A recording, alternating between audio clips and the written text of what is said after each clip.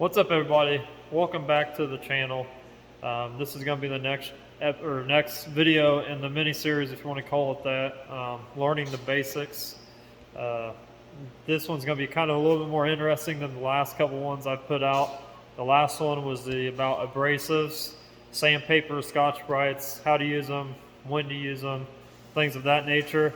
This one, it's going to be a little bit more on the equipment side of things. Like I said, a little bit more interesting than the last video, but well, I know a lot of you guys are patiently waiting for all the videos where I'm actually doing something, where I'm actually painting, airbrushing, and showing you guys the process and all that. Just be patient, it's coming.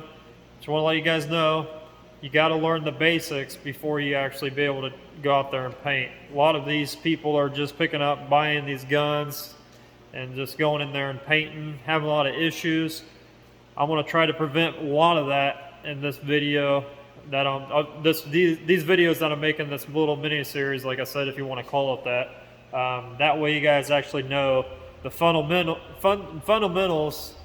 I can't even say that word. Fundamentals of the process and the steps per se. So, like this video. Comment, subscribe, let me know down below in the comments what you guys want to learn. If I haven't touched on anything, don't be shy, mention it, and I'll try to cover it in the next coming videos. But like I said, this video is going to be more about equipment. It's going to be a little bit more interesting than the last video that I put out. But you got to learn this stuff. You got to know it. You know, your prep work, you know, your sanding is only going to be as good as your paint job is. You know, you got to do it right in order for it to actually come out and actually last without having issues down the road. Just want to touch on that a little bit. So let's jump into this video. I am doing everything from my phone, so it's going to be a little bit different kind of view. We lost our internet with this storm, so we have to improvise here, and I'm going to use my phone. So hopefully the video comes out good enough to where you guys can hear it, understand what I'm saying, and see, you know, what I'm talking about here. So let's get into it. This video is going to be about paint guns and airbrushes. I'm going to try to hold off on the airbrush part until I do like an airbrush video. I kind of want to group all that together, but since it is part of the gun group, I want to kind of touch base there with it. That way you guys know from my point of perspective, you know, where I came from, you know, and all the information I'm going to give you. That way I'm just not giving you false information on this type of stuff, because this stuff is really important. As you can see, I've got many guns here. They're all for different usage. You know, I use, you know, one for sealer, one for base. I got a couple base guns, and then I got a clear gun. Just because working in a bigger shop, I need to have more base guns than I did anything else. So that's why I have a lot of these. I mean, right now I use minimal of 3, just because I'm only working with one paint booth, so I'm not really painting a lot of things at once. But they are all the same brand of Watas. It's what I preference to use. You know, that's one thing you're going to notice with a lot of these painters and these different type of manufacturers. There are going to be people that recommend something else to you. Now, it's all on personal preference. For me, I grew up with a Wata. It was my airbrush choice. You know, I started, believe it or not, I actually started airbrushing before I started painting cars. That's how I got into wanting to paint cars for a living. Is, you know, I picked up the airbrush, loved it, and then I furthered my education, and I actually got down the road to where I can actually become a painter. So that's how I came about liking these guns. I will give you my best explanation of each one, why I use them. That way you guys can understand why there are different types of uses for each gun. And I'll try to explain that to the best of my ability. So airbrushes right here. This is actually, I wanted to bring this out. It's kind of cool. This was my very first airbrush ever. It's plastic. It's an Aztec. It comes with all these different needles and stuff for different, you know, different tip sizes, which is really cool. It was indestructible. It was cheap when I first started airbrushing, so that's why I have that. So I just wanted to show that right quick, but I want to get that locked away. Now, as far as these, if you go down the line here, this is an HPBH. This is a custom micron. This is the version 2. and this is a custom micron as well, but this is the custom line of the high line, which means it's the bigger cup version, no longer make it anymore. So I use this one mainly because of the bigger cup. It's easier to mix paint. These little cups, you actually have to mix your paint before, but just want to touch base on these to show you guys what I actually use. I do have a couple more that I no longer use anymore because I use the custom microns. The microns are like the Rolls Royce of the airbrushes. So they provide, if you know, airbrushing is all about control. You know, if you can control your overspray and where your paint's going, you can do anything with any airbrush. A lot of the guys will start out, if you've never airbrushed before, will start out with an Eclipse, which is a great all-around versatile airbrush. But you know, I kind of moved up from that. I do have a couple Eclipses, but I moved up, and I've always wanted to have a micron. And I've had this. I mean, I've had these for years, so they work great. They're a little bit harder to deal with because the inside's a lot more fragile. So you got to be really, really tedious when you're cleaning them. You know, take care of them, or not let them gunk up, let paint sit in there, because they will destroy the insides. And with these smaller tips on these needles, you'll start replacing that stuff, and it's not cheap. So you want to take care of them as good as you can, because you want them to last. Because like these two right here on the bottom, the custom microns, they're over $600–700. These like an Eclipse and things like that, you can get them for a little over $100–150. A little bit, I mean, it is kind of expensive still, but it is the cheaper route. But I do recommend the Eclipse for anybody starting out, because it is, like I said, it's versatile. You know, it's a really good airbrush. A lot of guys can do a lot of things with them. So that is my reference to, you know, if you guys want to start out airbrushing, things like that, look into the Eclipse from Iwata. Really good airbrush. You can't, there's not another airbrush company out there that's going to beat Iwata. I guarantee you, they're just the best of the best. And then if you've been airbrushing for a while and you haven't stepped away from that Eclipse, try a micron. It'll blow your mind away with what you can pull off with it, the fine details, things like that. And then with these, you could tell they're a little bit different. They got what these little, these are called, they're little valves, but they're MAC valves, which just means that you can actually adjust the air pressure on these to your liking. And, you know, if you're doing really fine detail work, you can actually crank the air pressure down and over reduce your thinner, and you can pull off really fine details that not a lot of guns can do without that MAC valve, which is really nice. So if you're looking into that, that's what those are. That's why they look a little bit different than just a regular airbrush. But other than that, I'm not going to say too much more. Let's jump over to the guns. So I use nothing but Iwata. Iwata has, you know, when I first started painting, that is what I kind of leaned to. I've seen it more out in the field, people using them. Just because, I mean, I have tried other guns. I mean, don't get me wrong, I've tried Sata, I tried DBs, you know, there's also like DV1s and things like that that are out that do a good job too, that are a little bit cheaper than this. But for my liking and how I spray, this is what I use. Now what I mean by that is, these guns, Iwata, they're lower pressure than what the Satas are. Satas, you really have to crank up the pressure on them. These, you're able to lower the pressure, you know, slow down.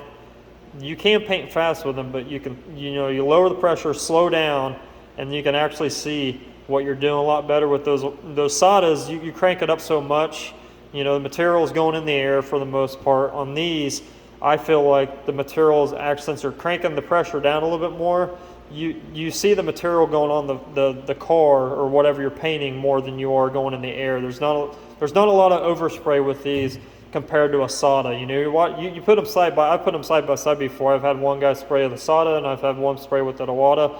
You know, same. You know, they're painting the same thing basically, same color and everything. When they go to clear that car, you can see how much overspray difference in a Sata than an Iwata is. Now that's what I'm saying. You know, I'm saying this if you're in a booth wise. You know, if you're out in a garage, you're going to see the same amount of overspray because it's just going up in the air. But if you have the right proper ventilation in a booth, you're going to see these put out. You know, your material is going to go in the car rather than up in the air, and that's why I kind of like this. Not only do you get to crank the pressure down and control it better, but they're also, as you can see, the design of them are kind of weird. They're really lightweight guns. I like how they are in my hand. and the overall design on them is really, really good. Now, I'm not saying Sata's not good. Now, there is one thing I'll tell you guys, that when I'm doing a full candy job, you know, if it's an actual true candy where I'm spraying the concentrate, you know, the mid coat, I will pick up my Sata. I do have a Sata.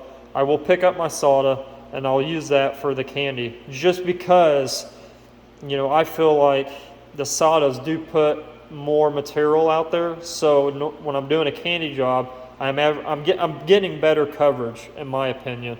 So that's the only time though I'll use the Sata, is when I'm doing actually full, you know, all overs with candy, you know, the real candy, not the KBCs, but the actual candy concentrates, which are just the transparent mid coat that you put on. You mix, it's transparent, you put on, you put coats on coats and coats over top of it. Every coat you get it goes darker. It allows me from not streaking the panel.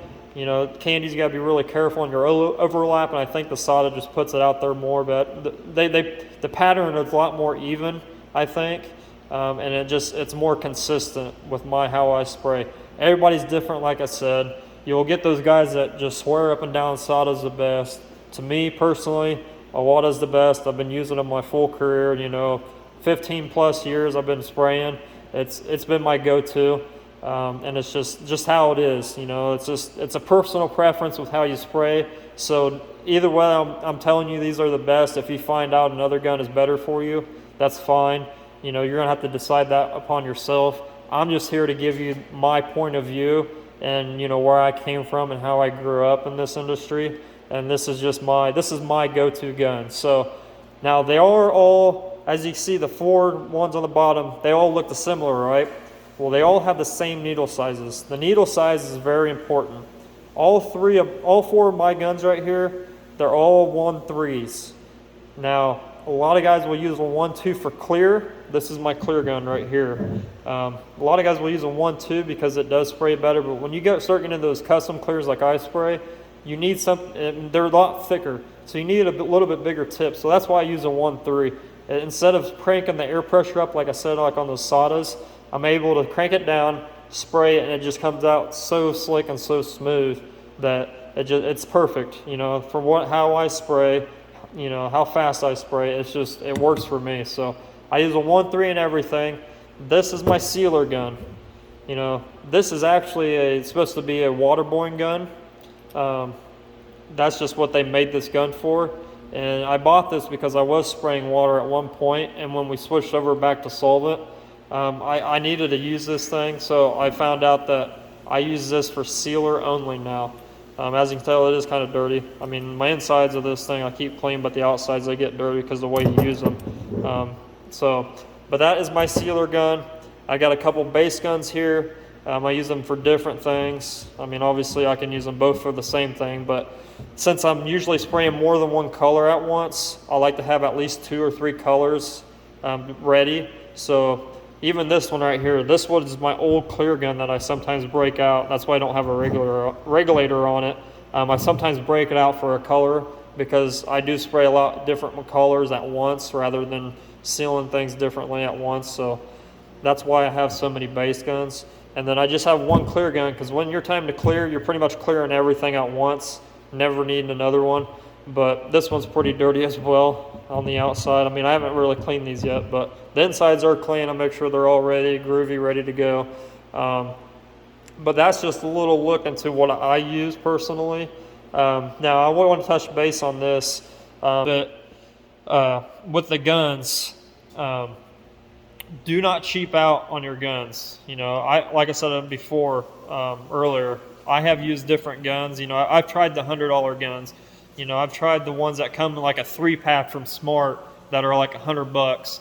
I've tried the Harbor Freight, you know, back when I first started because, you know, like when I said in the last video, when I first started, I didn't have like the money that I do now. So I always went with the cheap route, and I learned the hard way. So I'm trying to come across to you guys that the cheap route's not always the good route to go, especially if you take pride in your stuff, you take care of your stuff. Do not always go the cheap route on this stuff, especially your spray guns. I'm going to say this millions of times, your equipment and your products are your number one thing you do not want to cheap out on. especially, I mean, paint guns, you know, that's, you know, the prep work takes a long time, and it's gonna decipher whether your paint work's gonna be good enough or not, you know. But you know, you get something that's perfect, and you're just like, man, all I got is this cheap gun, and you go spray it, you know, you're gonna screw up your everything you've done before previously, and you're gonna have to redo it. So that's why I don't, you know, I'm stressing right here that everything you buy, make sure it's suitable for you. You know, it works good with what you're doing, and you're comfortable with it. Make sure you're really, really comfortable, because I mean that's key in this stuff, is making sure you're comfortable. Because if you're not comfortable, then it's going to show in your work. You got to remember, painting and prepping and everything that is in this industry, it's all about, you know, what you put forth. You know, if you're having a bad day and you go in there and you spray something, it's going to show. You're either going to, you know, get mad, or you're going to get frustrated, and you're either going to run it, or you're not going to paint like you want to, and from there things are just going to snowball. You know, you can control a lot of things in this industry, so buying the right equipment is one of them, and buying the right products is another. So make sure you guys are buying the right crap, buying the stuff that you're comfortable with. Like I said, I mean, you can go buy a cheap primer gun. That's the only thing I suggest if you want to go, you know, spend 30-40 bucks on that cheap Harbor Freight purple gun that's got like a 1/6 or 1/8 tip on it to spray primer. That's fine with, you know, that, to me, I've done that before. So that's fine, because in my eyes, as long as you're spraying it evenly, you're going to be sanding it off. You know, you're going to be blocking it down. So as long as you spray consistent evenly with it, that's the only thing I recommend. If you guys want to go out and cheap on something, you know, go get you a cheapo primer gun, because primer is going to just destroy stuff. Primer is nasty stuff. It's thick. You know, that's the only thing. What I use is I use a 3M Accuspray gun. You know, it's got the different tips that you can get with it. That's what I use for primer. I use like a 1/8 tip, because the stuff, sometimes I spray really thick stuff through it. So it does really well. It's a little bit more expensive than the $30-40 Harbor Freight gun, or whatever you want to call it. But it does work well. Going back to these guns, they're not the cheapest, but like I said, you get what you pay for in this industry. Whether you're paying somebody to do it or not, or if you're doing it, you know, everything you buy, you get what you pay for. So like these Zawadas, you know, you can buy them just the guns for like 600 bucks. You can buy them with the kit, where it comes with like the cup, the different size cups. You can buy them with the adapter. I use the PPS2 adapter. That's what I use on all my stuff, because I use it at work. It's just easier for me to use it here at home as well. It just makes cleanup a lot easier. You are going to pay a little bit extra for that little adapter, depending on what gun you have, but it makes life a lot easier. So if you want to buy the kit that comes with all that stuff, you know, you're going to be with the regulator, you know, you're going to be well over $900 just on one gun. So it is a little bit more expensive, but it's worth it to have them, just because it is, you know, it's your money maker is what I call it. You know, you want to make sure that you're able to make money in this industry, whether you're doing it for fun, or whether you're doing it for, you know, you work in a production shop, or maybe you have a shop of your own like I do.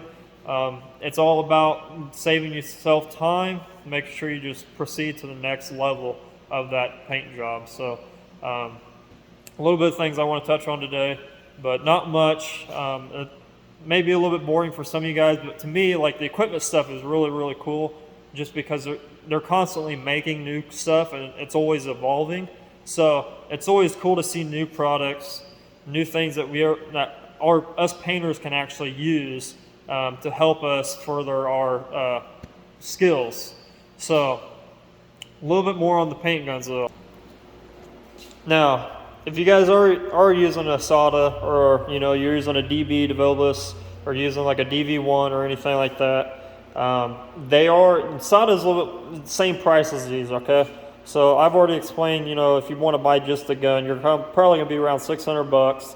If you want to buy them as a kit, you know, then you add a regulator onto it, and maybe you want to add this PPS adapter onto it, you're probably going to be around 900 bucks or so just for one gun. And they're all pretty much the same price. They're not really differences in prices, since they are the same models. Now this one's an LS 400, and these three are all WS 400s. It's just their newer line of gun. I mean, these have been out for a long time, but this is their newer line. They do have a newer one that has came out. That's a little bit. They look the similar kind of, but that is a different gun. You can buy the limited editions, things like that. Sata is about the same. You know, you're going to spend anywhere from $800 to $900 on a gun, especially when you start adding the atom onto it, your regulators, things like that. If you buy a PPS adapter for it, but you can buy like this gun. I've had this gun for, I want to say probably 12 years or so, probably a little bit more than that. This was actually probably one of my first guns I bought, maybe. I can't remember if this was my first one or if my other one at work is the first one, but these are a little bit cheaper. As you see, this was a 300 as well. It's just the older model to these bad boys right here. This is the older model. It does good. There's nothing wrong with that. If you can't afford one of these and you want to go down a step down to the older model and buy a 300 or whatever. Same thing with DeVilbiss. They are a cheaper gun. The things with the DeVilbiss is they do spray out just like the Satas. They put a lot of material out there. You know, they put a shit ton of material, and you got to use a little bit more air pressure with them. Now the DV1s and those models, they have kind of slimmed that down a little bit. They still put a lot of material out there, but you can get it by with not putting so much air pressure through them like you can with these the Watas. And that's one thing, like I said earlier, it's just one preference that I have. I don't like going in there and having to crank my pressure up. I like to, you know, narrow it down. You know, I've got better control over it, the fan control, all that stuff, the fluid needle control, all that. When you crank the pressure down, you're able to see and watch and actually control what you're doing a lot better versus when you have it cranked up.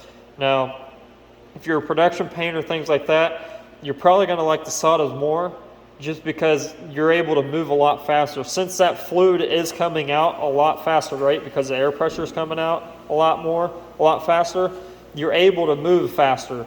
So a lot of guys like the Satas because they're able to move faster. With these, you can still move fast.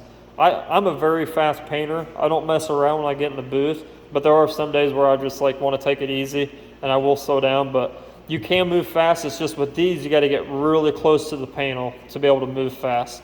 And if you're not comfortable with painting, or maybe you never picked up a paint gun before, I don't suggest that. But I always suggest these guns to painters that, you know, for people that want to learn how to paint and never picked up a paint gun. They were a little bit, like I said, they're expensive, but with the lower pressure, you're able to slow down. And that's the key with starting out with painting, is slowing down. Because a lot of guys want to get in there and they just want to go fast, like they've been doing it for 10 years like me. But you want to get it to where you're in there and you're comfortable. And with these, but having the low pressure, you're able to slow down a lot more than you are with like a Sata. Because like I said, that Sata, it's hard to explain without actually showing you. And one day I probably will show you the differences, actually hooked up to an airline. But it's night and day difference to me. I'm not knocking Satas or anything like that, but for me, like I said, personally, just a preference. It's what I like. So if you're a first-time painter and you're looking to get a gun and you want something that's comfortable, because to me, like also with the Satas, they're not as comfortable in my hand as I am with an Iwata. I don't know what it is. It's just, to me, these bodies, they just feel like they grip your hand a lot better than a Sata. The Sata is a lot more, they're a lot more rectangle-y, if you want to call it that. These just kind of flow really good in your hand, which I really like. So that's, like I said a million times, that's why I use what I use. It's just because I like it. You know, I grew up with it, and it's just, I've never really switched from, you know, if the wheel's not broken, why fix it, right? If it's working for you, keep doing what you're doing. Even if it's not at a Iwata, if you're, like I said, a Sata guy, a DeVilbiss guy, if it's working for you, don't switch it, because, I mean, obviously you've got it down to where you're comfortable with using that material, or that product, that gun, whatever you want to call it. But I'm going to cut this video off right here. There's really not much else going through. I mean, looking at the paint gun's a paint gun. Obviously, you got your different parts, your nozzle, you know, your fan control, your needle control, their fluid tip, your regulator. These are just for the pressure regulators at the bottom here. You can control just like a Mac valve on Airbrush that controls the pressure going into the gun. It's pretty cut and dry. I mean, there's not much to a paint gun. I know a lot of people that aren't involved in this industry, it might be a lot to you, but there's really not. You know, you got your air cap, you got your head inside of there, you got your needle, you got your, you know, this is the fan right here. This is your fluid control, this back one, which has a spring on it, so you don't want to unscrew it all the way. You got obviously your trigger right here. This is the PPS cup adapter that I was talking about. That's your regulator, and then that's your pressure control going into your gun if you want to use that instead of the regulator, which I use that a lot. I will adjust my gun by this little valve right here compared to what I use on this this regulator right here, because as you can see, like I use my guns, they're wore out. You can't even tell what's on the regulator for the most part. They're pretty much, you can barely tell on that one, but I use my stuff, you know, I use it every day. I've been doing it for a long time, and a lot of you guys might be like, well, you got to know what air pressure you're going in at. You do, you know, you do honestly have to know what air pressure you're using for what you're spraying, because air pressure does dictate the way the color is going to come out. I'll touch on this a little bit too. So your air pressure, a lot of people don't understand. So let's say you got sealer on the car, all right, and then you're going to your base. You know, depending on what you're spraying, most paint manufacturers today, if you're spraying a metallic color, your air pressure will dictate what tone of color that's going to come out of your gun at. So let me explain a little bit. So if you got your gun set up, all right, and it's a little bit higher than normal than what you usually spray out, that color, let's say you're spraying a silver, that color is going to come out a lot lighter than it will if it was actually toned down to where the pressure was a lot lower. Because when the pressure is lower, that silver is going to come out a lot darker. Just, you know, and to understand that, you kind of got to get into it and actually use one. But what happens is when your pressure is cranked up and you're spraying a metallic, those metallics are going to stand up more. All right, they're not going to lay completely all the way flat. Or I got that backwards, I'm sorry. The lower pressure, those metallics are going to stand up. So you're going to get that darkness to it. As when you spray it with the high pressure, it's going to actually lay those metallics down. So you're going to get a lighter color. You know, a lot of if you're shooting a waterborne paint base, when you get your color all the way put on, let's say you're completely done, you're ready for clear, those paint manufacturers recommend you do like a drop coat is what we call it. What that means is you're going to crank your air pressure down, and you're going to actually get those metallics to stand up on that panel, and it changes the color of the variant of the shade of that color, and in order to match that color right. That's just one thing with water that I've noticed. You know, if you don't do it, it's night and day difference. So you want to make sure you understand that your air pressure does mean a lot when you're spraying, you know, especially automotive paints that, you know, OEM colors. The air pressure does dictate what color that shade that's going to come out of that gun. So jumping back to the sealer, I will touch on this too, because a lot of guys don't like using sealer. A lot of guys like, you know, they're going to be like, well, they're going to be like, well, I mean, if you take the time and prep it right, you don't have to seal it. You know, and that is correct, but in the last 15 years I've been doing this stuff, name one body guy that's good enough to get you his body work to you without being a little off. You know, when you take a block to it, it's not going to be perfectly straight. So you're going to burn through some edges. That's where sealer comes in at. If you're going to, you know, burning through edges, things like that, as long as it's not a big spot, you can seal over it and you're fine. Well, a lot of these older painters, they don't want to seal stuff. For some reason, they just don't want to. They'd rather have the prepper spend a lot more time priming it and blocking it, making sure it's perfect, rather than just block it down as good as you can get it, clean it off, put it in the booth, you know, and put sealer on it. You know, to me, they're wasting a lot of time, because sealer not only does, you know, protects those areas you can spray over if you do burn through a little bit, Either it's like, burn through an edge or whatever, or maybe the bodywork's not straight. If the bodywork isn't that straight, you should be sending that shit back to the body guy and not wasting your time prepping or blocking or priming it.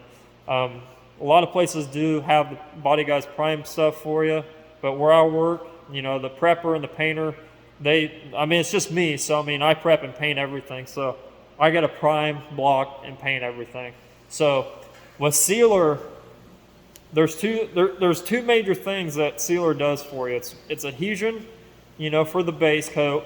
What happens is, especially with new panels and things like that come with E-coat on them, they have like a hook in them.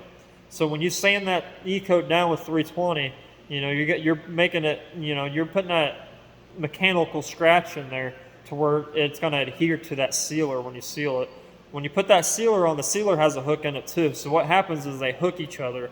Same way for things, if you have primer on a car, and you got a seal over it, it's going to stick to that panel because it's got that hook in it.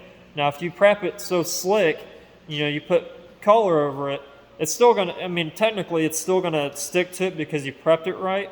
Now, that's only if you do prep it right. If you make it so slick, it's going to lay out nice and flat for you. But the second thing I'm going to mention here is why you don't do that and why you need to seal everything. Sealer, if you're doing automotive stuff, OEM colors, trying to match panels, things like that, or maybe you have something that brought back in there and you need to match it. When you put sealer on a car and you put base coat over it, you're not seeing pretty much that base coat. You're seeing the sealer bounce through it. So that sealer is dictating what color that shade of that red or that blue is going to be, depending on what type of variant you mix up with that sealer. There's different shades of sealers.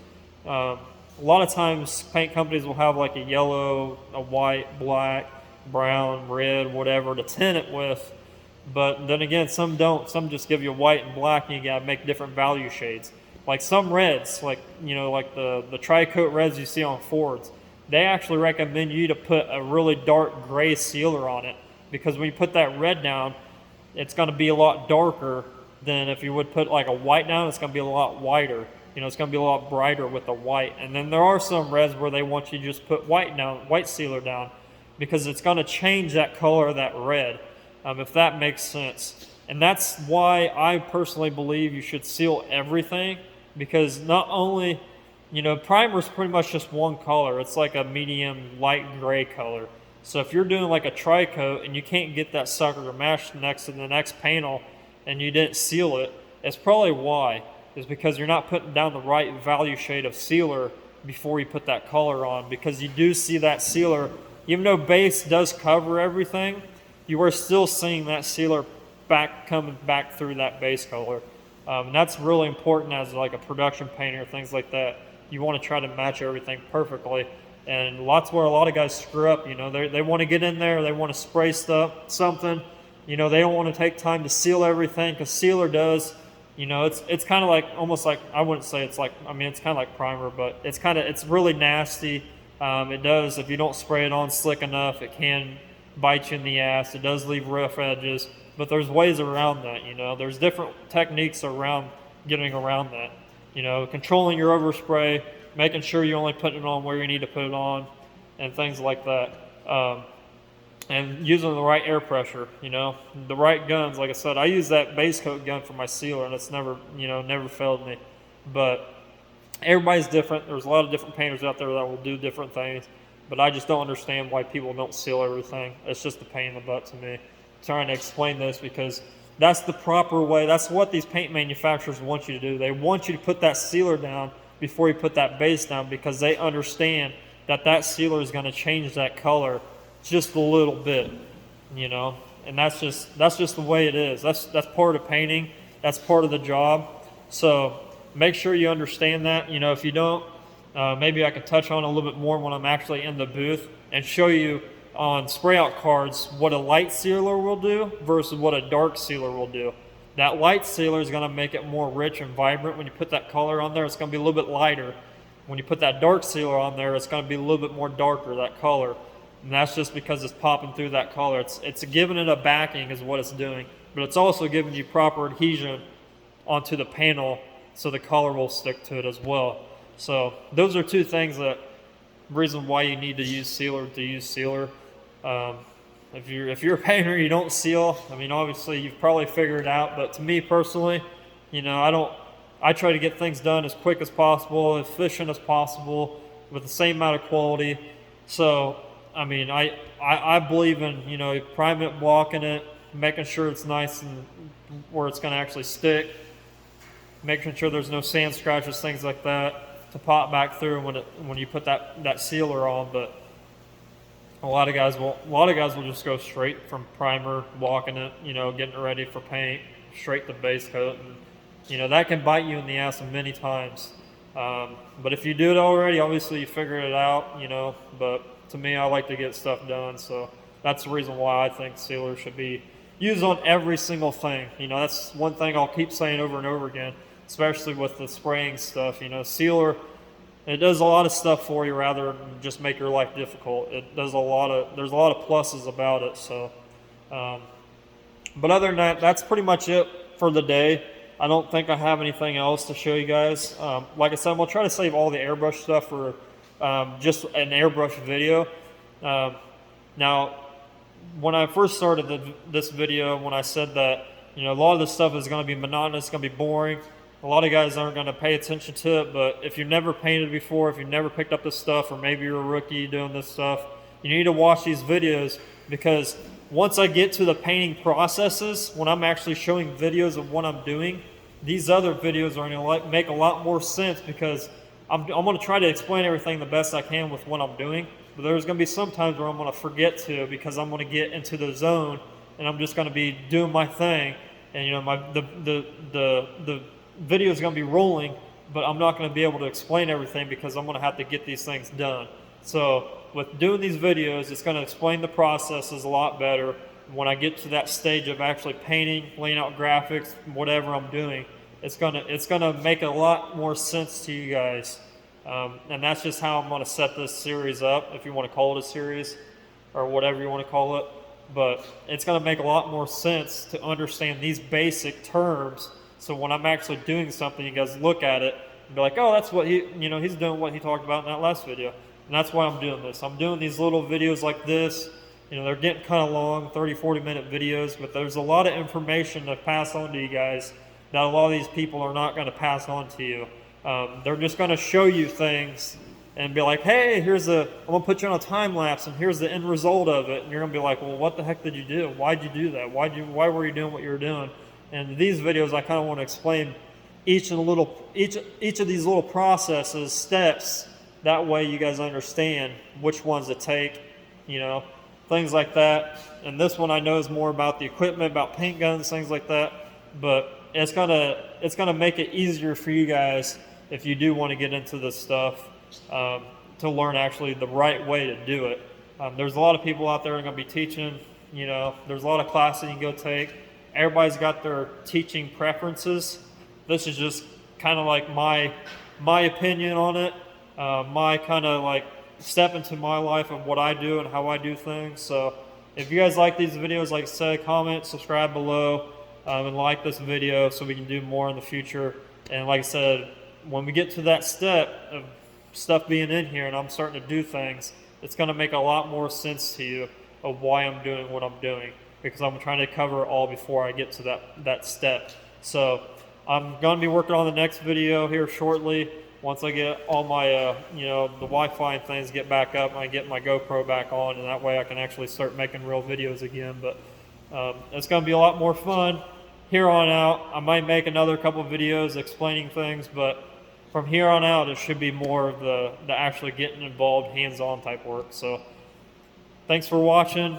Have a good rest of your day.